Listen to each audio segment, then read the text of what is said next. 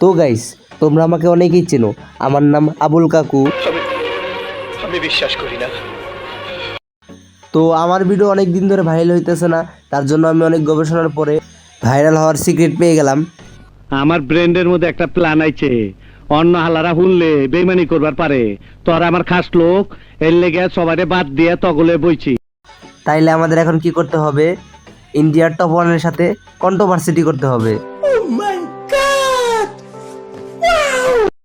তাইলে এখন আমার কি করা লাগবে? আমার শান্ত দাদাকে নিয়ে আমার নাটক সাজাতে হবে। रोम रोम भाइयों, रुको जरा सबर करो। তো গাইস, ইন্ডিয়ার টপ ওয়ান আমার সাথে বেইমানি করছে।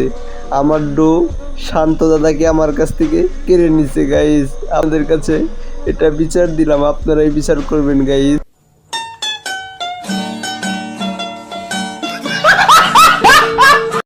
ইন্ডিয়ার টপ ওয়ান শান্ত দাদাকে ব্ল্যাকমেল করে বলছে, নয় আমার সাথে থাকবা, নাহলে আব্দুল কাকুর সাথে থাকবা। ইন্ডিয়ার টপ ওয়ান ব্ল্যাকমেল করার কে? সে আমার আমার সাথে থাকবে। তার জন্য আমি এই করছি সেই করছি, কিন্তু কি করছি ভাই? ये सब क्या देखना पड़ रहा है? अच्छा है मैं अंधा हूँ। তো এখন আমি বলবো এই নাটকগুলো আমি কেমনে তৈরি করছি। ও না, সরি সিনেমা। रोम रोम भाइयों। এখন সবাই ডাক দেয় না, ইন্ডিয়ার টপ ওয়ানকে ফাঁসাই দিতে হইব। বন্ধু, কিভাবে ভাইরাল হওয়া যায় ওইটা তো জেনে গেছি। আমি যা বলবো তাই শুনবি, তোরাও ভাইরাল হয়ে যাবি। তাইলে বলেন কিভাবে ভাইরাল হমু? रुको जरा सबर करो। আমাকে বলেন আমি কিভাবে ভাইরাল হব, আমি ভাইরাল হতে চাই। ভাইরাল হতে হইলে ইন্ডিয়ার টপ ওয়ানকে ফাঁসাইতে হইব। সত্যি কি ভাইরাল হমু? আমি বিশ্বাস করি না। হ্যাঁ, সত্যি ভাইরাল হমু, কিন্তু ইন্ডিয়ার টপ ওয়ানের সাথে কন্ট্রোভার্সিটি করতে হবে। ভাই ওরা বুঝি একটা ভিডিও বানাইতে বুঝছেন নি? ওই কি জানি ওই কন্ট্রোল নাম্বার সিটি কি করে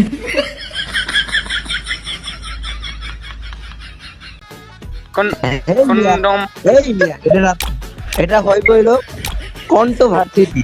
ড কই থেকে আইলো? অন্ত হবে কন্ট্রোভার্সিটি। বলো ভার্সিটি মিয়া। এই মিয়া, এটা না তো, এটা হইব হলো কন্ট্রোভার্সিটি। আরে না, কন্ট্রোভার্সিটি। হাই রে কপাল, কাদের গ্রুপে আইছে? তো গাইস, যা বুঝলাম আমার দ্বারা এই নাটক আর কন্ট্রোভার্সি হবে না। আমি বিশ্বাস করি না। আহা, নাটকের জন্য আমগো আব্দুল কাকু সেরা রে।